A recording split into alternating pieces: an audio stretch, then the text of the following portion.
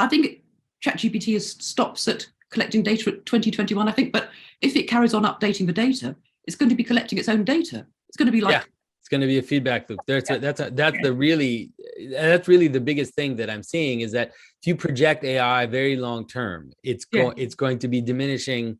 It'll be diminishing returns, and a kind of, when people talk about like singularity and like AI, exploding and becoming, I don't see how that's possible, because it has no relevance, it has no desires, and so all it can ultimately be is a kind of spinning back onto itself with a long arc. But on that long arc, you're looking at a kind of a leveling, a kind of intelligence leveling. I can't see otherwise.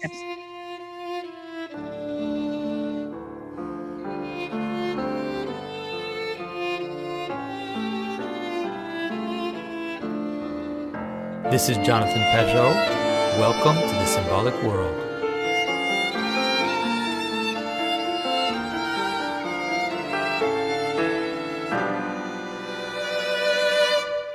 So hello, everyone. I'm here with Paula Boddington. Those of you who have watched my channel have seen us talk on several subjects. She is an ethicist. She's also teaches in different institutions. And she's been thinking a lot about, the relationship between biology and ethics, but also technology and ethics. And so it seems like, this is the perfect time to talk about it, with the rising of AI and also the kind of madness around self-identification. All of this is kind of happening all at the same time. And so, Paula, thanks for talking to me again. Oh, really great to talk to you. The main problem is trying to focus on something where it doesn't just go all over the place, because everything is so interconnected. Yeah. Well, I'd like to know a little bit about, because AI has now really exploded. And we've also, not only has it exploded, but the religious aspect of AI seems to be coming more and more to the fore, with Elon Musk going on the record talking about the heads of Google literally saying they're building a god, and then many of the transhumanists, have pronounced themselves in publications, but now it's becoming more and more obvious that there is a religious aspect to AI, even in the people that are making it. And so I don't know if you had thoughts about where we are now with ChatGPT taking over really within just a few months. All of a sudden it's everywhere. Okay. Yeah. Well, I mean, there's lots of things that could be said about this. So, so the religious aspect of AI has been there really for a long time. And maybe it might be also helpful to start off by clarifying some things, because there are a lot of people who are basically working in that field who no longer will use the term AI because it's so confusing. So they might be so there are people who are trying to, say, build artificial general intelligence, or trying to build AI with very, very broad capacities, and other people who are working on really discrete issues, like, for example, using AI to improve reading of medical images, accuracy of how you diagnose cancers and so on. And a lot of those people, there's big divisions ideologically within people working on this. A lot of those people will now just prefer to talk about machine learning rather than AI, because I think it can be helpful.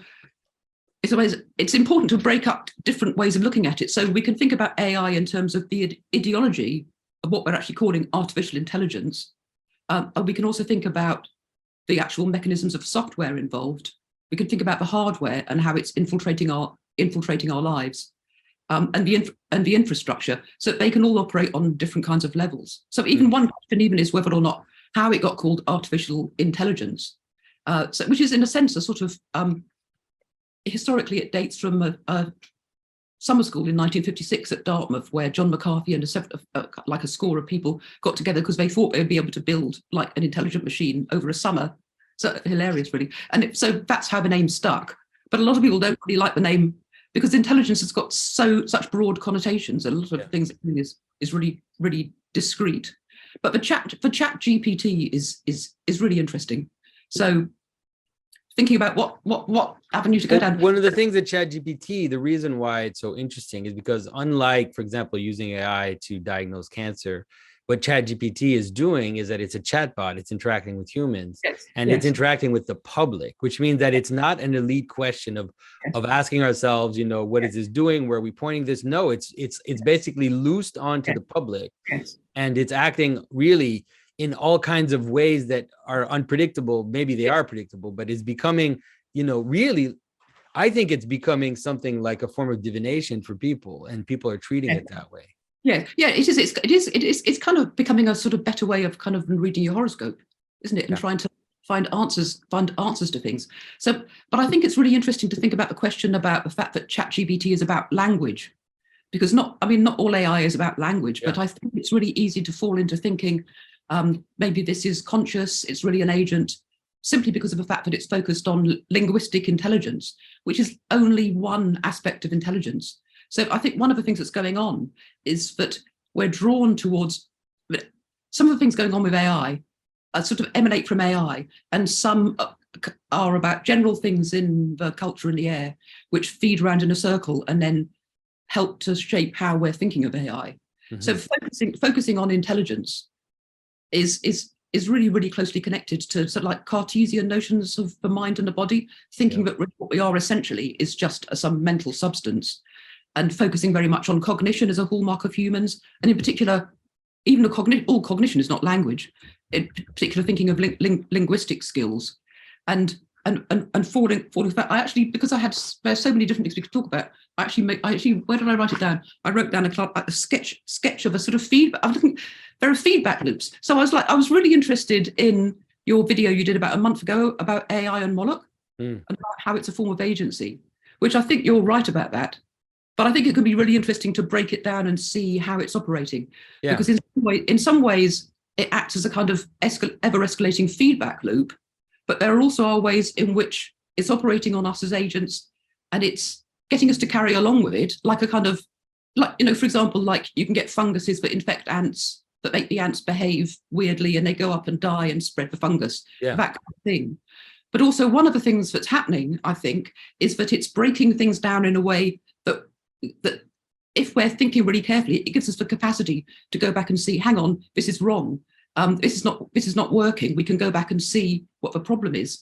So if we take the general, let me just illustrate. It kind of operates a bit like, I think it can operate a bit like, I was using a metaphor of how bushfires spread. Mm-hmm. So they can spread in Australia, where I used to live. I know they can spread really, really rapidly. One reason is because you get the eucalyptus gas forming balls of fire that leap ahead. But then after the fire, there's kind of devastation.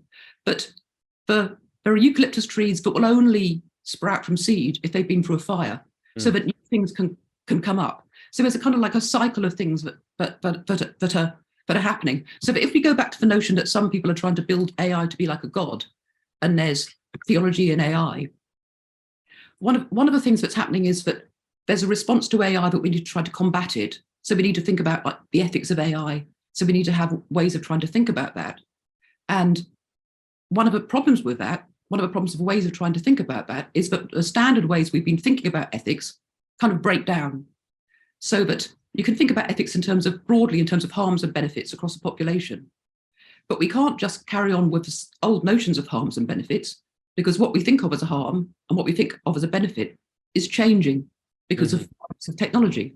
And so like a basis, like a really popular, commonly used way of looking at ethics, a utilitarian model, would be based upon, we need to try to fulfill human desires and to try to work out what our desires really are. Not our kind of short-term desires, but what our higher end desires are. But what AI is doing is hacking our desires. It's working on us as an object and hacking them. So what that then means is that this ethical basis of simply looking at fulfilling our desires or what makes us happy cannot be used. We should understand it cannot be used, which means we then have to go to try to think really clearly and what the basis of our values are, which can end up going back to thinking we need to think about God or certainly some higher value. Yeah. So you sort of mean like have I explained it? Okay, like you can kind of get a loop where we do actually have to. So we have to think about. We end up having to think about not just some superficial notion of ethics, but about human nature, where we are in the universe, because of the fact it's being taken apart by AI. So I'm a bit pessimistic and a bit optimistic, but I think we need to think really carefully about it. Have I explained that okay? No, I think you've explained it well. Let me think about what you said. One of the issues that AI is doing, and it's something like it's what technology does in general. Yes, is that it increases power and it externalizes the means, right? It's like, so you have these means of action, and those means get externalized, and but the intention is usually always in the person, right? So a car makes you more powerful, makes you go faster, but you need to add things to you. And so what AI seems to be doing, and it's not just AI, it's in general, information technology seems to have been doing that for a while, is that it's externalizing thinking, and externalizing the very process of thinking, and what you need to get to the so you can remain with a desire, let's say, or a question, but the means by which you get to the answer is now can be completely externalized.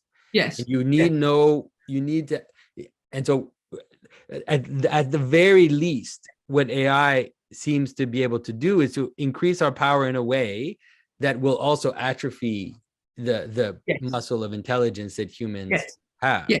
And so then that bigger question, like you asked, like what does it mean to be human? And then also, what does it mean to be happy? Like, what is it that, are we just people who want the kick? Like we just want it to happen, or do the very process of being involved in something is part of what gives us meaning and purpose? Yeah, precisely. So but people who are producing this aren't hoping. I often think this when people talk about technological unemployment, and they'll be, you don't need to do any work anymore. They're going to be working. They're going to be building all this. They work because they enjoy it. I mean, they're workaholics, and they think the rest of us are just going to sit around doing nothing. But it so depends on what it is that you want to do. There are some things where it's kind of like if you need to organize lots of numbers, it's really handy to be able to do it fast, to outsource that. But other things we want to do it ourselves. I mean, what's the first thing kids start saying? Is it, I want to tie my own shoelaces up. They want to be able to do it stuff yourself. So that's it's taking us away. But it is actually atrophying us. So that's what ChatGPT is doing. It doesn't do it on its own. So of course, for example, the first people immediately, people in education were really worried because immediately people started cheating on their essays with right away. I mean, it's like my kids found out about it in 5 minutes, and they knew exactly how to use it, and it was like, and all their classmates know how to use it. So But if you think about if you think about the incentives for doing that, why would you be incentivized to cheat on an exam? It's only because education, what's happened in education, the idea that education is about getting a formal certificate so you can prove that you can do it to get to the next step, not about actually wanting to learn it for your own sake. If you really wanted to learn, I mean, like when you learned carving, you didn't think, oh, I wish I could just get it done by a machine, did you? Yeah, Didn't you? no, at least not myself. Yeah, years of value of doing it. But so what it's doing to our language, it'll be reducing our capacity to understand language. For sure. More than that, it's controlling our language. So through ChatGPT, but also language in general online, it's being censored because of censored to control for so-called misinformation. Misinformation actually usually based upon a totally bogus knowledge of model of what science is, because all scientific knowledge is up for grabs. It's atrophying our capacity to learn language. You just have to use spell check or something. But also, it's also imposing a kind of uniformity on us, uniformity on language. So I should mention, actually, I wrote a book recently. I wrote a book. Can I advertise my book? Sure, of course. Okay, it came out a couple of months ago. AI ethics. Oh, all right. AI ethics. Yeah, it came out a couple of months ago. Which is, I wrote it as a. I should give you the information. Springer. It came out with. It's look. It's really long. It's like I wrote it as a textbook to try to sort of put lots of ideas together. But the reason why I mentioned it now is because the publishers decided that they were going to use an AI editor to edit it. I couldn't believe it. I mean, I thought the neighbours were going to call the police because I was like shouting into my computer so much. You just couldn't believe what it did to it. But one of the really interesting things is I could choose between whether I wanted to use British spelling or American spelling. I used British spelling, which meant I used British English. And it really made me realise there are massive differences between American English and British English. And this AI couldn't tell the difference. It just put everything into American English, which, like, no offence to American English, but it's really different. And it kept changing. It kept changing the meaning. It just really kept changing the grammar. But the present tense is used slightly differently. I didn't even realise that. It really mucked it all up. But ChatGPT, I asked ChatGPT if it knows the difference between different forms of English. Because Indian English, again, is different. And then the regional dialects in Britain are really different. No, it doesn't. It had no idea. So maybe it does now because I asked it. But so what that means it's doing, it's looking at all the stuff in English and just collating it into an amorphous mass of English. Yeah. So different ways of using English are all being collated into one. And then there's stuff online. I think ChatGPT stops at collecting data at 2021, I think. But if it carries on updating the data, it's going to be collecting its own data. It's going to be like, it's going to be a feedback loop. That's really the biggest thing that I'm seeing is that if you project AI very long term, it's going to be diminishing. It'll be diminishing returns and a kind of, when people talk about like singularity and like AI, exploding and becoming, I don't see how that's possible because it has no relevance, it has no desires, and so all it can ultimately be is a kind of spinning back onto itself with a long arc, but on that long arc, you're looking at a kind of leveling, a kind of intelligence leveling. I can't see otherwise. Yes. Yeah, I know. So it's going to be the same way. So like in music, but apparently how the music is set up online, I don't know much of the technical details. It's set to a particular sort of calibration based on keyboards. And so it's a limited way of looking at the music. So if it all ends up online, it's the same with everything. Language is just going to. And I asked ChatGPT about it. Isn't a problem? And it just replied. It's actually quite funny. I was asking ChatGPT about AI ethics. It's quite funny. It's kind of like a way of skimming the surface of how bad things are. It just replied by saying that human language has always evolved, but this is going to stop it evolving, isn't it? And it's always evolved in different ways. It's always evolved in really different ways. I mean, because it's different because it's not referring to anything. That's the problem. It has no relevance, and I think but then I don't know if you listened to the discussion that if you saw John Vervaeke's video on AI. I still need to talk to him about it explicitly, but he said the only solution to AI is embodiment, and not just embodiment, but biological embodiment, and that so that it attains relevance. Yeah, I completely agree. Actually, I mean, I've listened to some of his stuff, but I just think I think one of the big problems is how it's making us less and less embodied. So that's partly why I said we should think about how we're thinking of what AI is, the ideology of it. So it's interesting how we think about intelligence. As soon as we start thinking about AI is intelligent based on its use of language mostly, we then start thinking if it's intelligent, therefore maybe it's like us, maybe it's an agent. But intelligence is just one aspect of who we are, and it manifest in all sorts of embodied ways. Yeah. But I think our intuition, we talked about this a long time ago, where we talked about how the systems seem to be farming intelligence from humans, and then basically acting as a extension of that farmed intelligence. That seems to be more and more true, because most of the AIs now are what they call hybrid AIs, which means that they're trained by humans using different methods. Like Midjourney is training, because Midjourney will produce several images, and then you will choose which one to have Midjourney refine. And so as you're doing that, you're constantly telling it what's good and what's bad. And so it seems like that notion that AI is basically not intelligent or agentic the way that we think about it, but that it's farming it from humans. Yes. It's also doing it in terms of the hardware, because in order to do that, it needs hardware, and the hardware is mostly made by people working in really awful conditions. I mean, sometimes under conditions of slavery, or what's effectively slavery. Kids in the Congo digging up minerals with their bare hands, and people in China working in really appalling conditions. So that's another way in which it's hacking humanity. So interestingly, actually, one of the ways in which it's also hacking our agency is in responses to it, to try to control it. Sometimes through like controlling what language people can say online and so on, but also through legislation.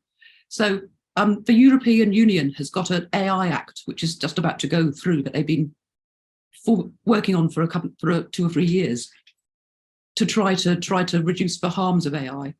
So it's focusing on because AI can cover lots of different things. So it starts off with trying to define AI, and then it's focusing on trying to legislate about AI if it's going to cause, sort of serious or major harms. But the preamble to the Act written by the going to sound a bit Brexity now, the unelected Ursula von der Leyen, who's in the European Union, says that it's important to have legislation to control AI, to build public trust in AI, so that we can advance innovation, so that we can increase the uptake of innovation.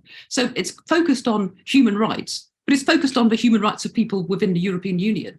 Because if you're going to increase innovation, you're going to increase the hardware, which is mostly outsourced to people in the rest of the world who are working in really terrible conditions. Yeah. Yeah, but also, I mean, the idea that the reason is because we want to build public trust in AI. That's the reason why we're doing it. It's like AI is a given. It's going to take over. And so now we want to build public trust in AI. You know, Paula, my daughter, who's 15, she received an email from the government, from the education Ministry of Education, and it was asking her to fill out a quiz online, like a questionnaire online, and it said that she could win $50 or whatever. And the questionnaire was from the government asking her about AI, and what they were doing is asking her what they think about AI school counselors for psychological issues. What? Yeah, that's where we are. Think about it. Because and in the questionnaire, it was basically suggesting that this AI counselor would not have any prejudices, wouldn't be racist, wouldn't be sexist, right? And that it would be able to avoid all the prejudices of a human counselor. Well, for one thing, that's a complete lie, because it's going to have prejudices built in by whoever built it. But they'll be the right people that built that put those. They'll be the non-hate prejudices, right? But wow. But also, I mean, one of the things that will be happening then, it'll be collecting data. It collects data on people all the time. It's constantly. So that's another way in which it spreads.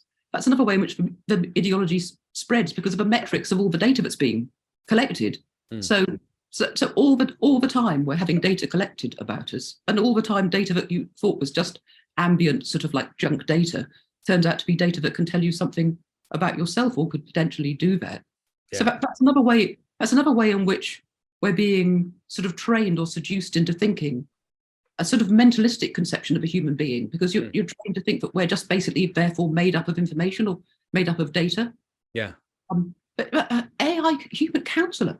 But also, you might ask the question, so all these things are nested in other things going on around them. Like the issue about cheating on exams with ChatGPT is nested in a wider issue about competitiveness in education and exams. But there's also an easy solution to that, which is, I got a really novel idea for that. You could just sit in a room at a desk with a piece of paper and a pencil. If you want to test what people know, you could do that. It's something really novel. I don't think it's ever been done before. Yeah. So a lot of it could really easily be sorted out that kind of way. But you might, when I was at school, there was no such thing as a school counsellor. Now, maybe there should have been. Maybe there were some things but were overlooked. It was a bit more brutal in those days. But you might start thinking, why are so many school children, so many teenagers having such massive range of mental health problems? Yeah, there's definitely some, all of this is kind of crunching at the same time, which is this mental health crisis with young people. But it does have to do with AI in the sense, that it is the question of what it is to be human, what it is to be part of a society, what it means to be someone in a community. All these things are exploded right now. Yes, yeah. I mean, I think the pandemic really worsened it as well, actually. Yeah. Because lots of technology was introduced but just never went away. I mean, lots and lots of things have just been introduced, and they thought, this works fine, or it's slightly better in some way, and so they're just keeping it. But I think the online presence, again, is just encouraging us to a disembodied way of relating to people. I think we've talked about this before, but it's sort of, but you can get easy access to a sort of so-called community, but it's just completely not the same as actually spending time with actual people, is it? But it brings about this idea that some ways that we are these Cartesian disembodied thing. There is a rift between your mind, your identity, and your body. This is accelerated so much, because the thing is that even this conversation, I mean, it's fine as a conversation, but I've noticed now, because now I've done both, where I've talked to someone on Zoom, then I met them in person, and you know, there are all these unconscious cues about a person that have nothing to do with just what you see and what you hear, but you know, body position, muscle tension, there's even smells, probably there's all these things that are part of our human engagement that we somehow, because of these screens, we're able to alienate ourselves from. That seems to be part of what's feeding into the massive alienation between our bodies and our identities and our minds. I mean, it could be. So there's so much concern now about having people, for example, wanting their identity to be validated, or being really upset if you don't completely agree what their identity is, as if it's really, really fragile. So I said, but I think if you weren't just online so much, if you were with somebody, you get validation and a sense of belonging simply from, you know, sitting and having a cup of tea with somebody, even without speaking, or just, I'm absolutely certain we pick up signals from people. We pick up, because when we pick up signals from people, like we have electrical fields that go really a long way through our bodies. I'm sure that's one of the ways in which we are interconnected and have a sense of.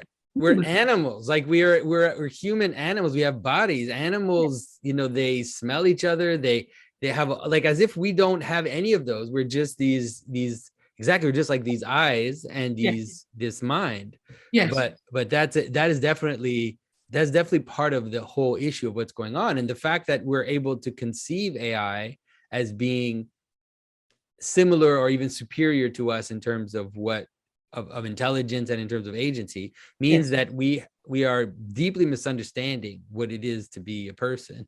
Precisely. So there's another aspect of work that I do but we're looking really closely into this. Did I mention I do some work part-time with a group of sociologists? We look at the care of people with dementia particularly in hospitals. So one of the things we're really concerned about is it's not to deny that dementia isn't a really difficult condition that can cause lots of cognitive issues, but it's to try to sort of fight back about the idea that we're simply cognitive creatures. And there's lots and lots of work that indicates that people can even after they've lost almost all language, can retain a real strong sense of where they are in the community and of how to behave, and a sense of belonging and understanding with other people, and often mediated through things like, so a lot of the work that my colleagues have done in hospitals looks at things like even the clothing that people wear, so that especially if you have dementia, if you're dressed in your own familiar clothing, it helps to give you a sense of where you are and who you are. But they're much less likely to have their own clothing on. We found much more likely just to be in a hospital gown, for men not to be shaved, lose their glasses, and so on. So it's that sense of embodied belonging, or just left in beds. A person can be transformed if they're taken out of bed and just sit and have a cup of tea with somebody. That's not just that happens for people with dementia. That happens for all of us. Well, the image of the old person, you know, sitting on their porch on their rocking chair, this is an image that we have here in Canada for sure. You know, the idea that person is there, but is also kind of not totally there, you know, but they're still there, and they're still part of life, and they still have their little routine, and they do their things, and we kind of understand that maybe they're kind of slipping away into some extent, but that doesn't mean, like you said, that. Right, exactly. So now let's put them in a hospital bed, in a hospital gown, with asepticized walls, and let's just make it all worse because now they're not part of anything. Yes. So we've got an artist joined our team last year. She's doing some work with painting workshops with people who are living with dementia as a way of helping people to express ideas. So I've been going along to some of the workshops with her. It's looking at the idea of the materiality of the paint as a way of actually, that this is actually a form of thinking, but expressed through the materiality of what you can understand and communicate and express through the actual physical materials that you're using. So that's like a really embodied way of being a human and acting something out. But you can see it like here. in Canada, especially, all of these things are definitely related because, you know, the scandal around MAID here, around medical assistant dying is, I mean, it's blowing up because I think it's just been a few years since it's become legal. And I think it's 30,000 people have gone through MAID. And so you can see that it is this idea that just this very idea that exactly that you're this thing. And then at some point you decide, all right, now's my time to die, because it's all cognitive, it's all mental. And so then you just decide and then you die. And it's like, it really is this reduction of the human person to this conscious, abstract conscious being. Yeah. It's also related to the use of technology as well. Yeah. That's one of the things that's happening, is that you think that every problem must have a technological solution, or if you have a bit of technology, you must use it. It's often that every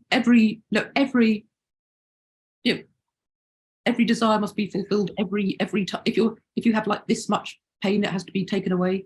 Yeah, and you can imagine that AI is going to be perfect for this, because, you know, you can take away the guilt or the problem, ethical problem of the doctors having to make certain decisions, where it's just the AI is going to decide who gets to live and who gets to die, and it'll be an objective decision. You know, it's all good. It's just like the AI counselor, you know, no prejudice, none of the human foibles, no guilt, no. Yes. But that probably will happen. But that is a way of also outsourcing responsibility, because that would only happen within the context of a medical profession where, you know, people still, for some unknown reason, tend to trust doctors. There's still an aura that this is somehow healthcare. Yeah. It's how it gets labelled as healthcare. If they did it in a butcher's shop, that might be more realistic. You'd have a better idea of what was actually happening. Yeah. So, well, the doctors, at least here, are almost already reduced to machines. You know, if you go to the doctor now, all they do is sit in front of a computer and fill out a report as they're talking to you. Right. They're sitting at their computer and they're filling out the report. And so, you know, they're already just basically data gathering. That's all they're doing. And, you know, their decision is kind of handed down by the system. Yeah. And so, you know, it's just a question of time, really, before this becomes more and more automated. Yeah. It's not. I'm definitely not a short-term optimist on all these fronts. Well, yeah, but I mean, there are so many. One of the things that's going on there is the use of metrics, and also the idea that these IT systems are actually going to save time. We've been told that over and over again. It's going to save time. Whereas I can remember when I first started as a lecturer, you would just like write your reading list out on a piece of paper and give it to somebody to type. And we have so much more work to do. But the metrics, and so one of the things the metrics are doing is capture it, and then the information belongs to the institution. So that's a way of controlling things. So I've noticed that, you know, people are explicitly told the management can read your emails. So you just notice that everyone's being really polite about, oh, we got this change of university, going to be really good, because they're going to read your emails. But when you wrote something on a piece of paper and you gave it to someone, then nobody could read it, obviously. Yeah. So that's how it's controlled. But it's always done in terms of this is going to save you time. This is going to save time. So when I say they could introduce AI into medicine, because then the doctors will have more time for like communicating with the patients. Yeah, of course. Obviously, that's what's going to happen. We all know that it's going to lead to doctors spending more time with patients. My goodness. It's not going to happen. There's no way that it's going to happen. But everything also is just reduced to metrics. So that's one of the ways which the AI is also controlling us by. If things are reduced to metrics, then what gets measured is what we look at. Yeah. If you reduce things to sort of harms and benefits, it depends on how you measure them. So what do you think about, in the Moloch video, what I was trying to present clearly, and it's not me who came up with this, obviously, that's in the Moloch problem itself, is that we're so focused on the AI's agency and the fact whether or not AI becomes a consciousness or whatever, that we forget, that we stop noticing the way that it's actually acting on us, which is sometimes outside of the software, outside of the hardware, but rather in the very competition to implement. So the us as agents, we are in a competition to implement AI because we know that whoever implements it will have an advantage. And so it's almost like an evolutionary race towards implementation of AI. And so the agency seems much stronger than the question of whether or not the software and the hardware or whatever become conscious. Yeah, well, yes. I mean, there is a kind of arms race. There's lots of different sorts of arms races going on. So one of the problems that like ordinary people have is working out what they can do about it. And I think there can be, on the one hand, you can say there's not much we can do about it, but I think there's a kind of a danger of thinking this is going to be some big crisis, so just let's wait for the crisis and then something will happen.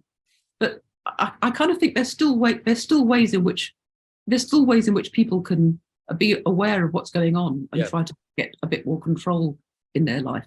Because I mean, one of the things that AI is going to do, and this is something that I'm noticing already, you know, we're doing this Snow White project, and we're going to see is going to be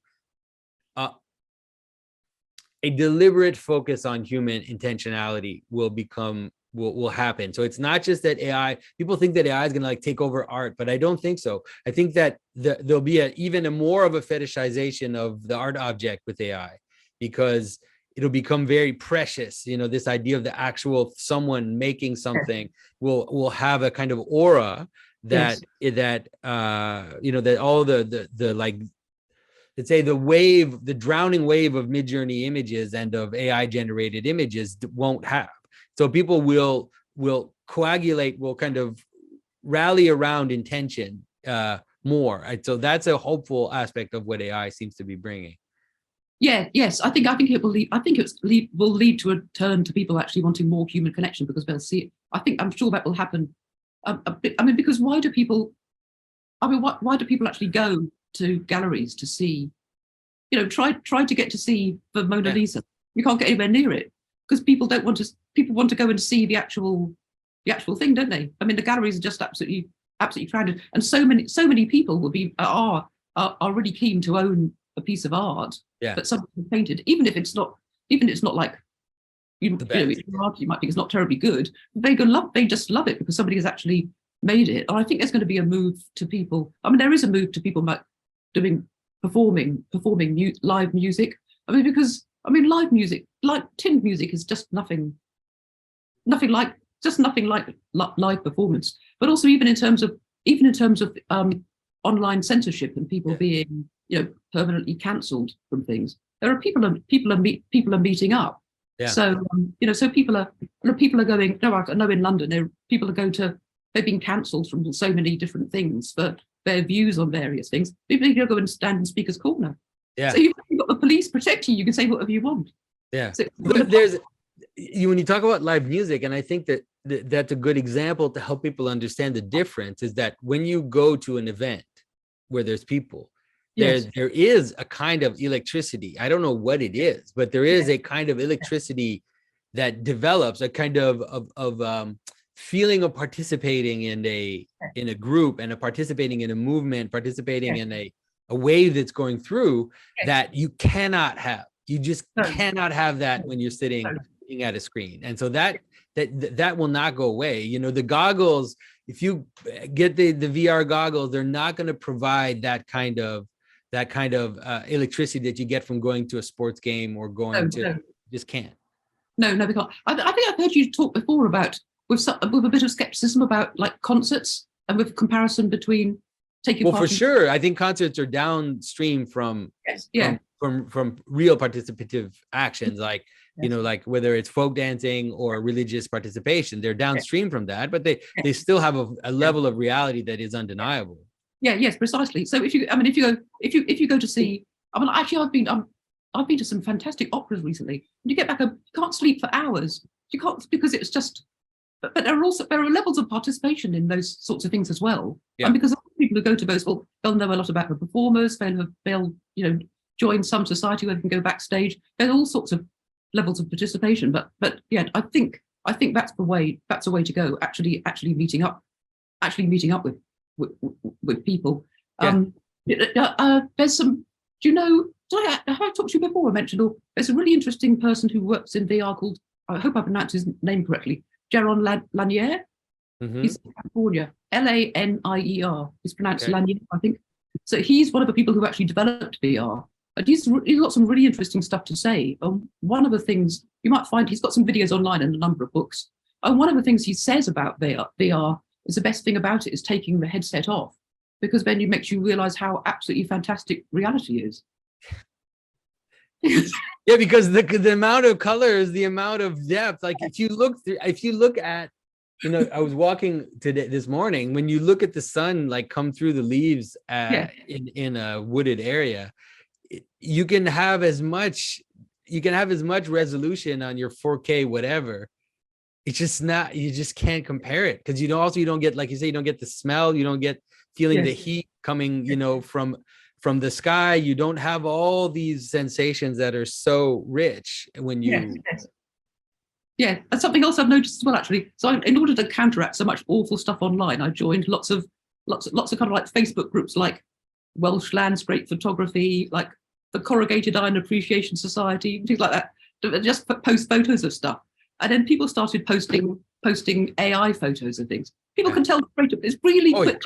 You can tell right away. Yeah, I don't know. Like they keep telling us that at some point we won't be able to tell the difference between AI and real photos, but I'm not sure. At least, when they posted those pictures of the Pope, everybody got tricked by these pictures of the Pope. Like you could just tell that it was AI. I don't know. There's a subtle difference in the way that there's something about it. I mean, maybe at some point we won't be able to tell, but at least for now, it's still very easy to tell. It's the same with ChatGPT. A lot of people said, "Oh, this is really fantastic. These answers it gave are really great." But if you just keep on answering it, you can tell that it's just bullshit. Yeah, exactly. Well, it's low level, whatever. It's just basically it can synthesize some things. Like it tends to be able to synthesize some ideas, but it's very superficial. Yes, I mean the other thing as well, actually, even if the end result is the same or really close enough to be good enough for what you want, it hasn't got to the end result in anything like the same way. Yeah, in constructing an image or doing a really good like AI painting or something, it hasn't spent years in life drawing class. It doesn't look at the figure and sort of if you go to drawing class and there'll be different techniques for sort of thinking about how you might think about what it is you're seeing and how you might see it. It doesn't do any of that. It doesn't do any of that at all. So in terms of saying it's intelligence, it can do things and achieve a result, but whether it's intelligence the same sort of way as us, it's a really difficult question to fall in and call it. So for ChatGPT, it just predicts what the next word is likely to be. We don't speak like that. No, but what's interesting about that is, because the people who are programming AI and the people that are putting it together and amassing all this insane amount of language data and then pumping it into these algorithms that are predicting the future, they don't understand. I don't think they totally know what's encoded in human language. It is true that some of the very, very deep aspects of human consciousness will necessarily be encoded in the structures of languages. But the fact that that's true doesn't mean that those that are playing with this know what they're playing with. Like they're playing with these very dangerous tools. And some things are going to come out of AI that nobody will be able to predict because they're not aware of what the very, very strange and deep drives that exist within human consciousness, and also then ultimately are hidden in human language. So that's why it's, when I talk about the idea that AI is like, the body of a fallen angel, people, I know that some people struggle to understand what I'm saying. They think I'm just talking about mythological images, and yeah, of course, the mythological image is captured very well, but in terms technically, you can understand it that way, is to say that you don't know what's in human language. You don't know what all the motivators are. You don't know what all the hidden structures are that underlie meaning. And so we're just playing with this, and we're kind of tossing the dice and tossing it around. But there are agencies in there that are very dark, the type of agencies that made humans sacrifice other humans, the type of agencies that made people commit genocide. All these agencies are there in the very structure of human language. And the fact that people don't seem to totally understand that. I mean, probably the raw version of ChatGPT has it all. And now they're just trying to patch over it to stop that stuff from leaking out. But it's like, it's probably there in the raw version of OpenAI. All that stuff is probably bubbling up all the time. Yeah, well, yeah. I mean, there's so many attempts to try to work out general ways of trying to control AI. So one, I think I might have mentioned it to you before, is that Stuart Russell, for example, has written a book called Human Compatible, which is supposed to be a response to Nick Bostrom's book on superintelligence. So Nick Bostrom wrote this book a while ago now, actually, I think 2015 or 16, about he's a paperclip guy. Yeah. About how you might try to control superintelligence. You know, Stuart Russell he's like a real AI expert. Like, he knows what he's talking about. He wrote the major textbook on AI, co-wrote it. So he's got an idea that we should try to make certain that AI that we're producing is aligned with what humans want. But then the problem is, what do humans want? That's right. Do you know what humans want? He recognizes that problem. So here's his solution, which is absolutely terrible. It's honestly, he should stick with AI and stop doing this. It's absolutely terrible, because he thinks we should try to train AI to observe human behavior and extrapolate from our behavior. Honestly, he's got a book on this. Look, he's got a book. He did like a set of lectures on the BBC a year or two ago on it. It's extrapolate from our behavior what it is that we really want. What it is that we really want. Yeah. So what's that going to be? What is that? I mean, but also, could you even you could probably interpret human behavior in loads and loads of different ways. What do you really want? I mean, maybe our darkest desires are really our stronger ones. That's right. Yeah, that's right. Exactly. Maybe the drive towards murder and war and rape and all these things, they're there. I don't know what to tell you. The idea that you would just watch, that you would just extrapolate from human language and human behavior, that's just not going to fly. Yeah, and you'd have to say, P.S. please exclude all Hannibal Lecter types, and then also exclude. Yeah, but there's a narrative. So there's a narrative in human society, you know, which is encapsulated in the murder of Socrates or the murder of Christ, which is that human quality is found in exactly that, not in the quantity. It's found in these exceptional, shining, bright lights that we look to and we align ourselves on, but that most of the stuff is all this really chaotic, dark stuff. So the idea that you would extrapolate, you know, mathematically, you know, or statistically from human behavior is insane. That's a crazy thing. Yeah. Because I mean, like a really, really strong motivator for human beings is envy, isn't it? So that if you want to be picked for something, there's two ways of doing it. One is to make yourself better than the others, and the other is just to knock the others down, because then you're the one who's picked. So envy is such a unbelievably strong motivator. So that if it picked on that, where would we be? Where would we be? We'd just be knocked down. Just knocked down all the time. Yeah, and especially and what's interesting about the ChatGPTs and the AIs, the way they're being trained now, is that they're trained on attention grabbing mechanisms. They're trained on the internet. They're trained on all these things, the social media platforms. These are really the worst place, because they're only there to get your immediate attention. You tend to immediately default to the most immediate, you know, pleasures that we can find, you know, which are, you know, envy, all these things. That's what people are, you know, rage, anger, lust, all these passions are the ones driving these platforms. Yes. So I mean, one of the things you could say about AI acting as a kind of super agency is you can kind of turn it on its head and sort of think, what are broad common characteristics of agents? And in terms of a common characteristic of human agents is to actually try to manipulate and dehumanize other people. So manipulate people by dehumanizing. So that's what ideally, that's what we should treat each other, you know, as Immanuel Kant said, and others have said, you know, we should always strive to treat other people as an end in themselves and never merely as a means.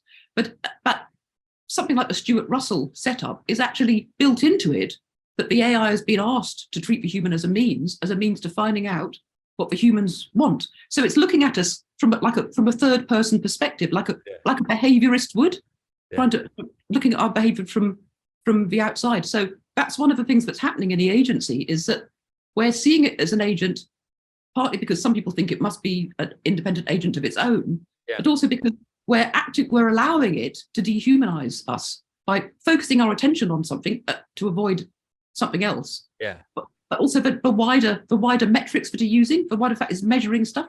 It means there's some things it's not measuring, so that's left out. So we're just focused on what's measuring. The one thing that I'm afraid one day I'm going to be like arrested for shouting at somebody in the street. The thing that really, really upsets me is parents of small children who are just looking at their phones and not talking to their children. It's actually not funny, because human babies, I'm actually going to get really upset. Human babies and little kids are designed to grab our attention. They need it to survive, because they don't know how to keep themselves safe, but they also need it for language development, for cognitive development. They need constant interaction, not constant, but pretty. I don't know where it's like, you see, there's so many parents who are just looking at their phones and not looking at their kids. Yeah, well, you see that in parks. And I remember even before I had a phone really late, before I had a phone, I would go play with my kids in the park, and I would watch parents sitting on the bench with their phones. And but another thing it does, it isolates us from each other in ridiculous ways. So can I give you just one really stupid, if you look at these tiny little examples, you can sort of think about, oh yeah, that's happening in my life, and just not do it. So I went for a meal in a pub with some friends last week, and the bloke we went to pay proudly announced that it's not just that they only take cards, they pay by QR code. So for one thing, if you hadn't got a smartphone, you couldn't pay. So, but that also meant that the one person who was paying had to scan, proudly saying, oh, it's really good for the environment because we don't have a paper bill. Instead of having a little scrappy, tiny bit of paper bill, they carried out a card, a nice little posh card with the pub's name on, printed on both sides in colour. So he's blatantly lying. This is how it's like a conjuring trick, lying to your face that they're saving paper, because he's come out with a piece of paper. And then the person who was paying had to scan it onto his phone, so nobody else can see the bill. And he's having trouble doing it. So the lie was, this is quicker. It took longer because he had trouble working out how to do it. And then we paid, and then remembered that one of the things we'd ordered hadn't been available. So we wanted to try and check, did we get charged for cauliflower cheese that we didn't have? Couldn't check because it's vanished. Couldn't, and then the waiter was just like boasting about it. And do I say, listen, mate, read my book? Yes, it's just, honestly. But that's when you wonder what the hell is driving this, because it's the same, even just the menus. You go into a restaurant, and then instead of just giving you a plastic menu, they give you a QR code. You have to scan the QR code, and then you're like on your phone trying to figure out the menu. It's so ridiculous. Yes. And it's like, it's so much more complicated. Like, why? I don't understand. Like I do understand, but it's interesting to notice that it doesn't necessarily make things easier. It's just some fetishization of the process. Yeah, it's a fetishization of the notion of progress. So it must be progress because you're using technology. It's also excluding people. I mean, like, this is my phone. Proudly, this is my phone. I can't do it. I couldn't have paid. I'd had to do the washing up. So, but it's so excluding people, because then. So my friends always ridicule me for that phone, but so that people get picked on and ridiculed. But it's also excluding people, because if you had a whole menu, usually they bring menu for more than one people, but if we'd had a paper bill, we could all have looked and say, oh look, they charged us for cauliflower cheese and didn't come. But we can't. It's just one person looking at it. It puts you into that little kind of like all these times. It's sold to us as saving time. Now. Yes, sometimes saving a tiny bit of time is what you want. Like if you're at a pit stop in a Grand Prix, or if you're trying to save somebody's life in ICU, an incremental difference, that can mean you gradually save more people's lives. But when did anybody go to a restaurant and think, the real problem is that it takes 30 seconds to pay the bill, I want to pay it in 25 seconds? Yeah. What did anybody think that? Yeah. So what do you think? I mean, what do you think are some of the ways? Because it seems like, AI is taking over. There's no doubt about it. Like, there's no way around it, really. And so what are the ways do you think that we can engage with it or not engage with it, that find ways to kind of stay as human as possible in this context?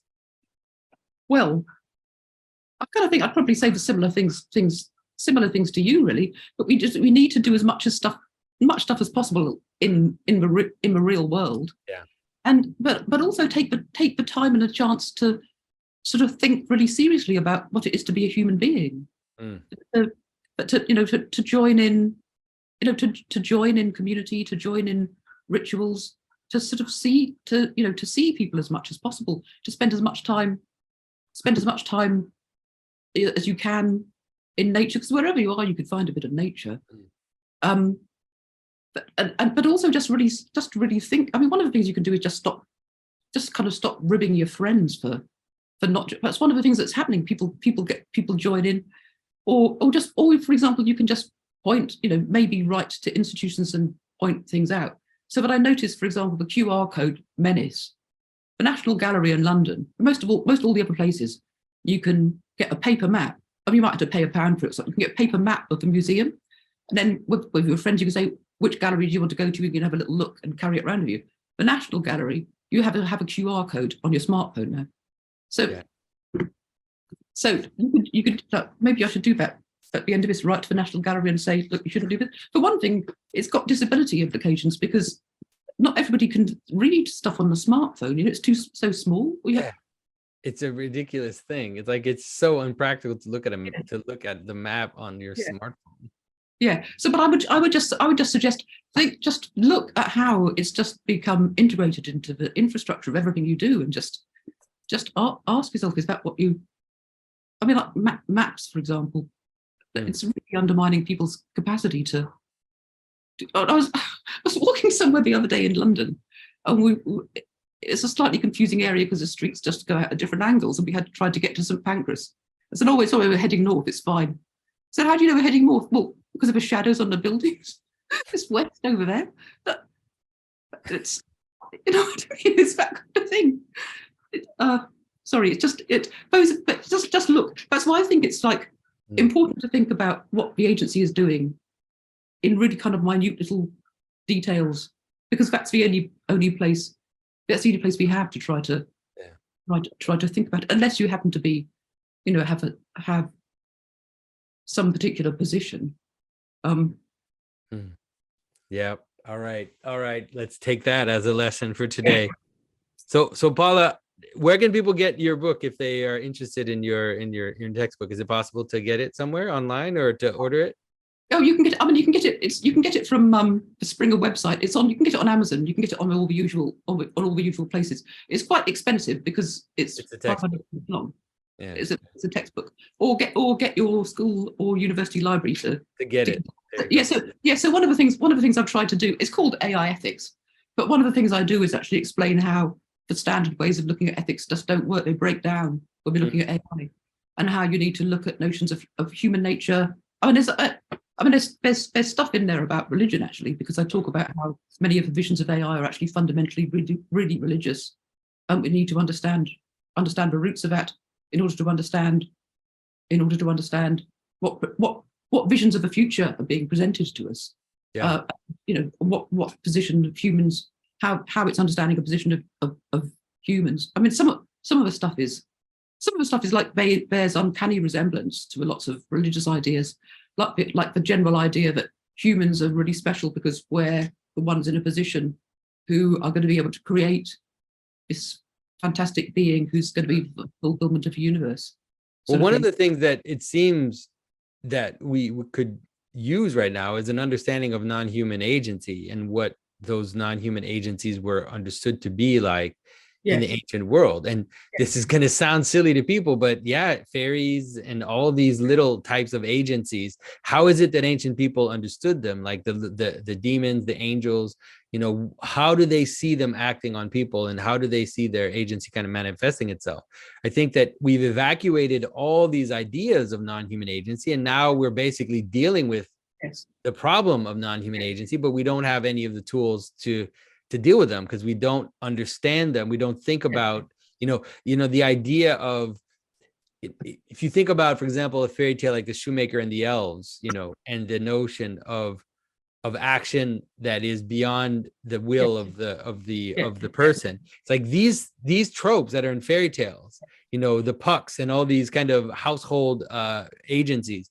These are important in understanding the way and the dangers of non-human agency in our lives. I mean, that's one of the dangers of the way in which we've been encouraged to think about the mind in a purely sort of Cartesian mental way, because we have this illusion then that we are totally in control of our minds, and that we're just undermined by the constant need for affirmation from other people, but we're just isolated from other people. I mean, are you familiar with the Canadian philosopher Charles Taylor?